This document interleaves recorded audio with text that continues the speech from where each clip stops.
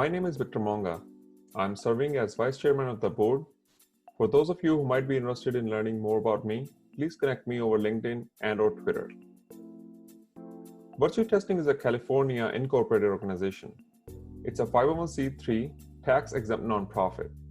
That means all donations paid to VT are tax deductible. VT was founded on simple concepts like curiosity and community.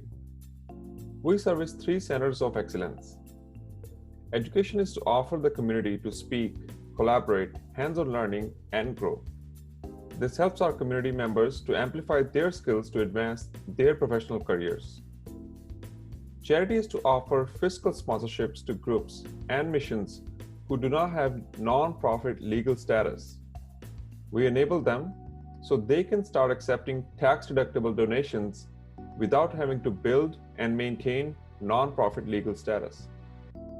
Innovation is to work with our partners to crowd test new security platform integrations. We believe state-of-the-art technology can and should be accessible by anyone. We build partnerships with other organizations to collaborate and enhance experience for our members. Hey everyone, this is Ruchira Pokhriyal. I am a web application penetration tester at Synopsys Inc. I am also a WISES member and a scholarship recipient since 2019. My educational qualifications are MSc Computer Science and Masters in Cybersecurity.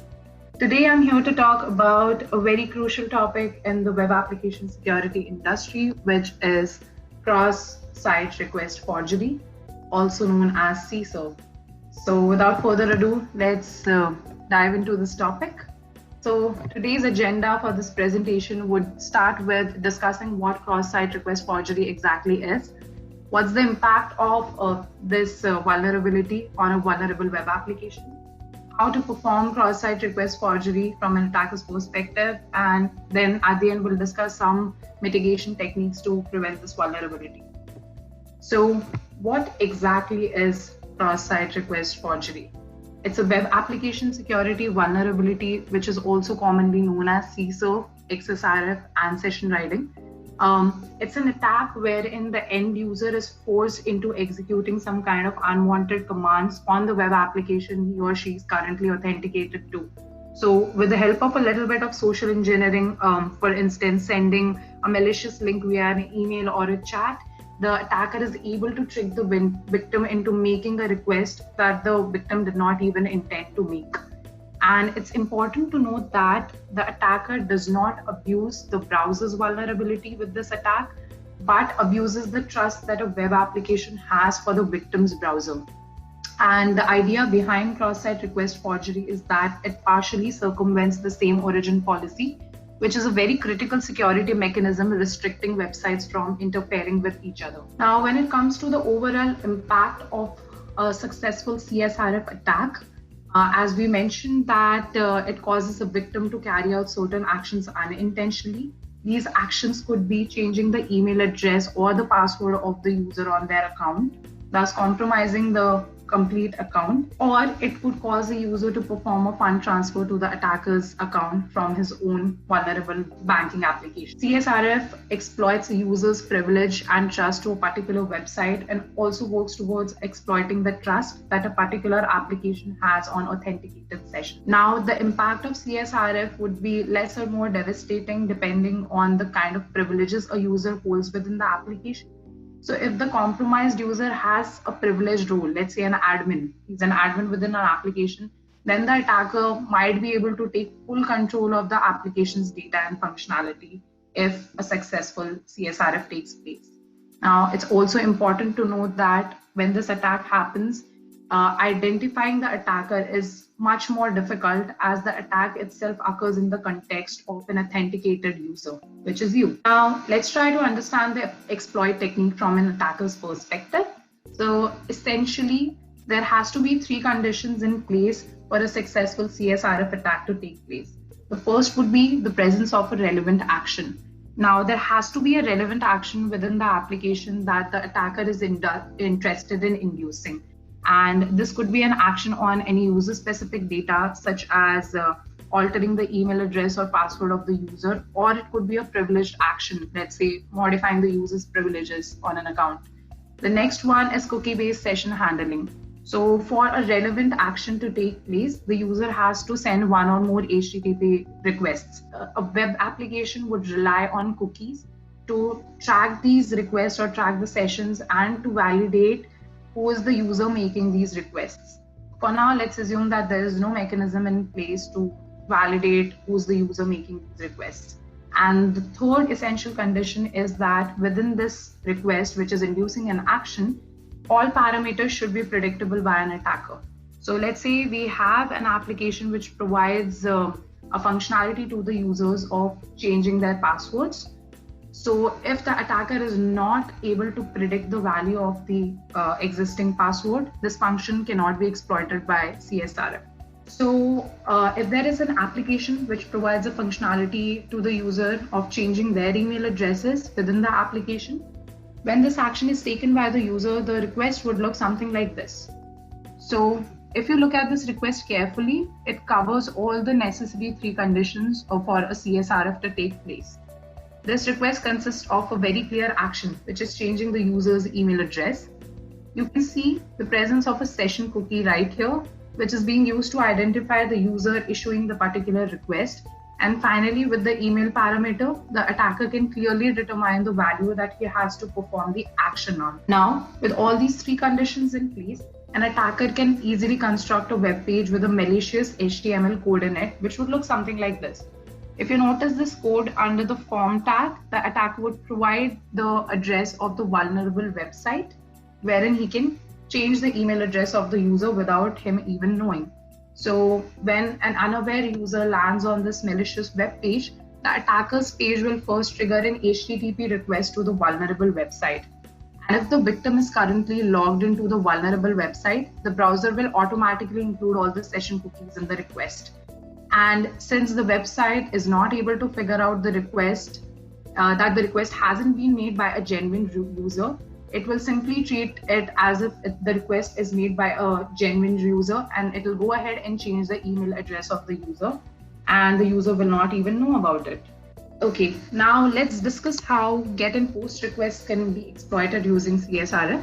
So if there's an application that provides a functionality of account transfers or relies on GET requests to perform certain functions like account transfer, the genuine request would look something like this.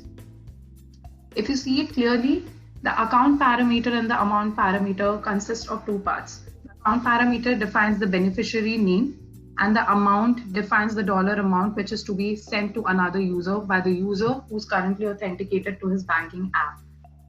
If you look at this, or if you analyze this request from an attacker's perspective, it's very easy for an attacker to change the beneficiary name from a genuine user to his own. Not only this, he can also change the amount parameter to something larger, let's say $1,000. And to make it even better, the attacker can conceal this malicious request in the form of a hyperlink using the anchor tag. And the unaware user would simply click on this link hoping to read something more or maybe view some images. But in the background, he wouldn't even know, and he'd be performing a bank transfer to the attacker's account. Now, a few people or developers think that using POST requests would be much better than using GET requests, as POST requests cannot be exploited using an anchor tag. But that is wrong, because the POST requests are still exploitable using form tag. So if you see this request, here the user just has to hit the submit button, and the malicious payload would be loaded, and the user would still be transferring $100 to the attacker's account. To make this even better, the attacker could make use of JavaScript to load this request automatically. Now let's discuss a few mitigation techniques that don't really work to prevent against CSRF. The first one is SSL certificates. And SSL certificate is a digital certificate that provides authentication for a website, but it does not prevent against cross-site request forgery, because the cross-site request forgery attack happens after a user is authenticated to a website. We've already discussed how POST requests are not secure against cross-site request forgery, and cross-origin resource sharing is just a relaxation of the same origin policy, which allows websites having different origins to send or receive data from each other. So this is not a preventative technique against CSRF at all. Finally, moving on to the mitigation techniques that do work. The first one on top of my list is CSRF tokens. So a CSRF token is a unique and an unpredictable value that is generated by a server-side application and then sent to a client. The client then sends HTTP requests containing this token, and the request is validated by the server again for the expected token value. So if the expected token value does not match, the invalid token is rejected by the server and the CSRF attack is prevented. Implementing same origin policy is not a mitigation technique, but it lowers the impact of CSRF because same origin policy prevents reading of data from a different origin. So if an attacker sends a cross-site request forgery request to a site, he will still be able to do that, but the response that he receives from the site, he will not be able to read it, thus making cross-site request forgery right only. And disabling CORS is obviously a mitigation technique if you're implementing same origin policy, because the attacker will not be able to read any data if same origin policy is implemented and CORS is disabled. Using same site cookies is often recommended because it's a kind of cookie that can only be shared if the requests are originating from the same origin as the cookie itself.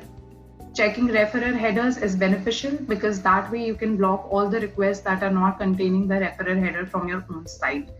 A few other mitigation techniques that should be taken care of is that you should not allow post variables as get when submitting any kind of forms. Do not click on any links present in any kind of suspicious emails, making sure that you do not store any login credentials to critical applications in your browser, and do not use GET requests for sensitive data to perform any kind of high-risk transactions. The key takeaways from this presentation would be that CSRF is a very serious and stealthy attack, and it's often not taken seriously or is not prevented against. So you should never ignore any low-hanging vulnerabilities, as they can be used to increase the impact to a good extent. And identifying the attacker is very difficult if this kind of attack takes place, because the attack occurs in the context of the authenticated user. And other than the mitigation techniques that are being mentioned in this presentation, it's very important that you audit your website or run an automated web scan on a regular basis to detect any kind of vulnerabilities. And that would be all for my presentation today. If you want to read more about CSRF, please visit the link here. It's a blog which I've written, which will give you more details about this attack.